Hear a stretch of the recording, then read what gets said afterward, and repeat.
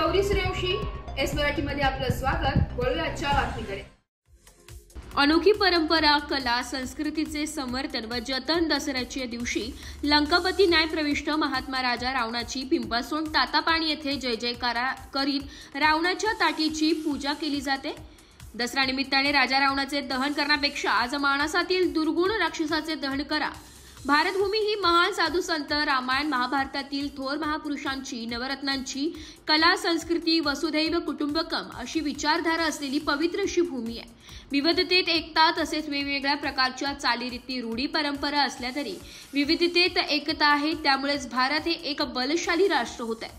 सुरगाणा तालुक्यातील अतिदुर्गम भागातील पिंपळसोंड पैकी तातापाणी उंबरपाडा हे छोटेसे अगदीच 200-250 लोकवस्तीचा पाडा गुजरात सीमेलगत वसलेले आहे। या परिसरातील आदिवासी बांधवांनी अद्यापही आदिवासींच्या रूढी, कला, पेहराव, बोलीभाषा, परंपरा, संस्कृती, खाद्य संस्कृती, चालीरीतींची जतन करण्याबरोबरच नैसर्गिक साधन संपत्तीचे जतन व संवर्धन करीत आहे। येथील आदिवासी कलाकार माजी सैनिक शिवराम चौधरी हे 50 ते 55 वर्षांपासून दसऱ्याच्या दिवशी लंकापती राजा रावणाच्या ताटीची मुखवट्यांची पारंपरिक पद्धतीने पूजा अर्चा करीत आहे। या पाड्यावर तातापाणी, माता कणसरा आदिवासी कला पथक असून सापुतारा फेस्टिवल मध्ये दरवर्षी सहभागी होत असतात।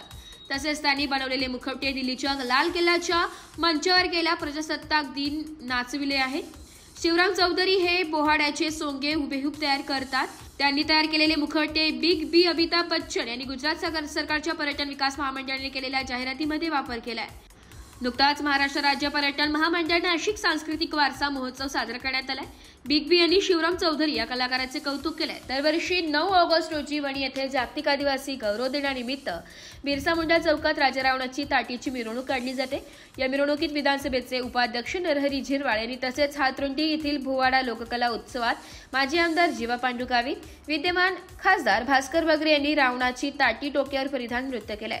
मात्र आदिवासी कलाकाराकडे आदिवासी विकास विभागाकडे दुर्लक्ष केलंय। या कलाकारांकडे बोहड्यातील 100 पेक्षा जास्त कलाकृती तयार केलेल्या वस्तू आहेत। या वस्तूंचे जतन व संवर्धन करण्याकरिता दुर्लक्ष केलंय। या कलाकारांकडे बोहड्यातील 100 पेक्षा जास्त कलाकृती तयार केलेल्या वस्तू आहेत। या वस्तूंचे जतन व संवर्धन करण्याकरिता, सुरक्षित ठेवण्याकरिता सांस्कृतिक कला केंद्र भरवण्याची आवश्यकता आहे। आदिवासी भागात दरवर्षी होळी सण नंतर बोहाडा उत्सव साजरा केला जातो। यामध्ये देवी देवता, रामायण महाभारतातील तसेच पशु पक्षी, वन्यजीव या सर्वांचे मुखवटे नाचविले जातात। त्यामध्ये मानाच्या रावणाची ताटी नाचविणे हे मुख्य आकर्षण असते। एस मराठी न्यूज साठी तालुका प्रतिनिधी रतन चौधरी, सुरगाणा। नवीन ताज्या घडामोडी जाणून घेण्यासाठी आमच्या एस मराठी न्यूज चॅनलला लाईक करा, शेअर करा, सबस्क्राइब करा आणि बेल आयकॉनला क्लिक करायला विसरू नका।